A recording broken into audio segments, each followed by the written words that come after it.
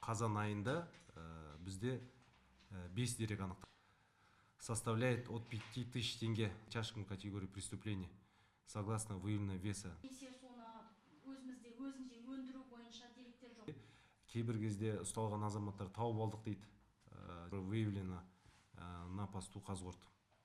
Көрсетілген осы анықталған факт Қазақстан Республикасының 286 бабының 2 бөлігіне сәйкес